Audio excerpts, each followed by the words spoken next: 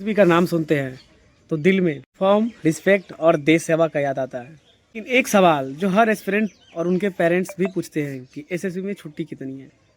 इस वीडियो में मैं आपको कोई फेक मोटिवेशन नहीं देने आया हूँ, बिल्कुल रियल और प्रैक्टिकल बात बताने वाला हूँ कि असली में एसएसबी में छुट्टी कितना मिलता है और एसएसबी में ही नहीं, ऑल अदर पैरामिलिट्री सीआईएसएफ को छोड़कर भी कितना मिलता है सबको छुट्टी। इससे पहले भाई लोग आप एक बात क्लियर याद कर लो कि आप कोई एम्प्लॉय नहीं हो, आप कोई ऑफिस वाले वर्क नहीं कर रहे हो, आप एक एसेट हो और ऐसा एसेट हो जो नेशन के लिए आता है, राष्ट्र की एसेट हो आप किसी देश का सबसे बड़ा मूल्यवान वस्तु हो, मूल्यवान वस्तु नहीं, आप मूल्यवान बहुत बहुत इंपॉर्टेंट होते हैं। आप कोई भी गवर्नमेंट एम्प्लॉय हो या खासकर जो मिलिट्री होती है वो बहुत बड़ा एसेट होता है, क्योंकि हर एक युद्ध हुआ चाहे कोई भी चीज़ हुआ तो वो निर्भर करता है मिलिट्री के ऊपर।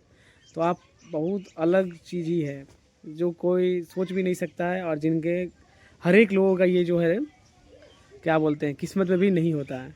कर्तव्य है ना, जिसका कर्तव्य अच्छा होता है वही ये लोग यूनिफॉर्म पहनते हैं भाई लोग, इतना तो जान लीजिए आप लोग। इसलिए भाई लोग यहाँ छुट्टी का भी बहुत ज़्यादा डिसिप्लिन रखा जाता है और जितने भी फोर्स मेंबर होते हैं उनको छुट्टी भी कटाया जाता है।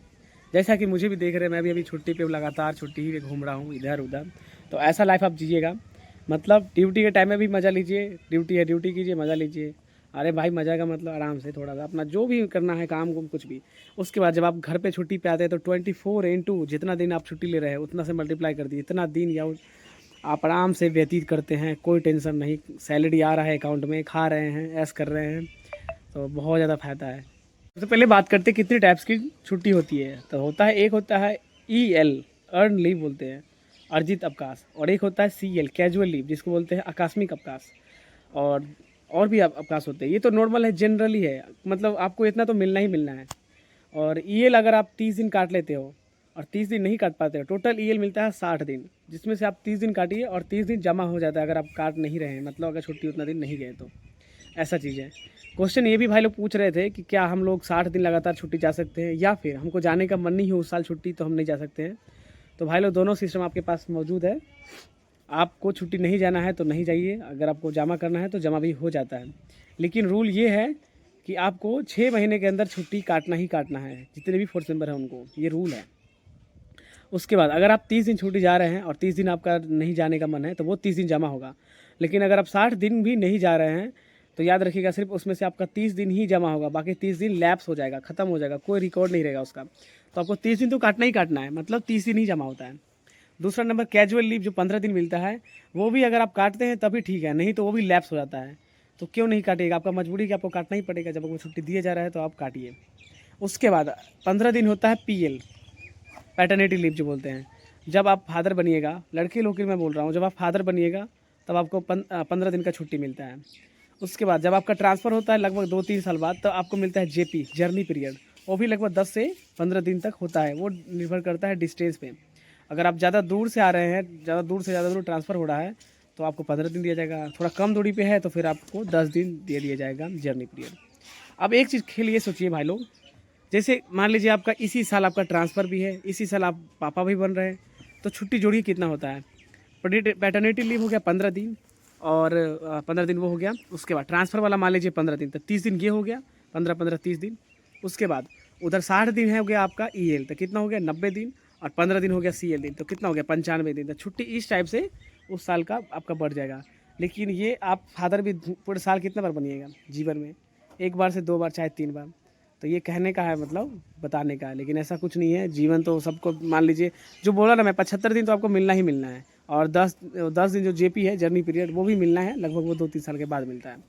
तो इस टाइप का छुट्टी का सिलसिला है कि आपको एक साथ मिल जाएगा ये नहीं मिलेगा, ये डिपेंड करता है आपका कमांडर और कमांडिंग ऑफिसर के ऊपर।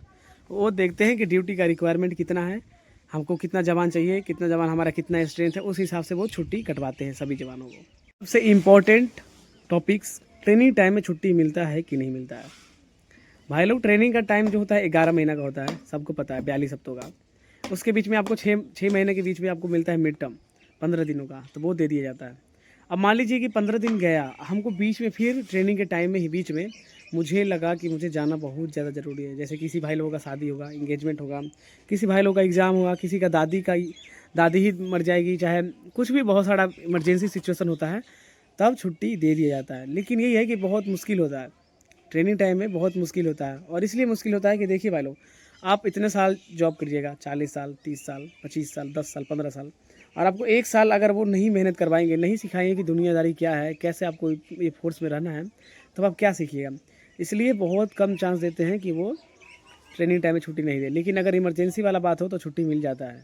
अब बात करते हैं फेस्टिवल पे, ईद हो गया, दिवाली हो गया, छठ हो गया, होली हो गया, तो इस टाइम में आपको छुट्टी मिलेगा कि नहीं मिलेगा? तो मिलता है भाई लोग, 100% मिलता है। सभी जवानों को तो नहीं मिलेगा। क्यों नहीं मिलेगा? क्योंकि देखिए, अब हम जानते हैं कि हम जितने लोग हैं सभी लोग मिल के ही फोर्स को चला रहे हैं।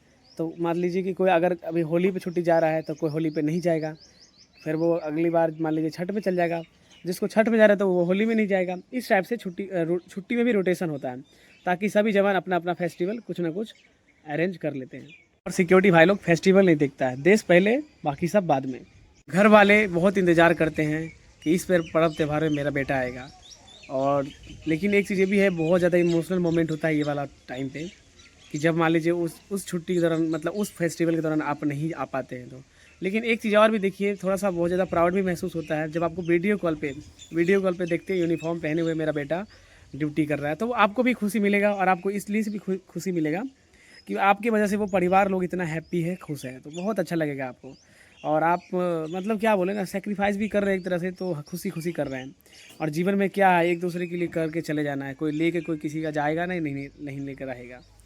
यही होता है, कर्म है और इसको निभाना है। आप वीडियो यहाँ तक देख रहे हो तो एक रियलिटी और एक फैक्ट समझ के देखो, क्योंकि इस वीडियो में बताया हुआ सारा बात सही है, एकदम रियल है। वीडियो अच्छा लगता है तो वीडियो को लाइक कीजिए, चैनल को सब्सक्राइब कीजिए। मिलते हैं अगले नए वीडियो में, तब तक के लिए बाय, जय हिंद।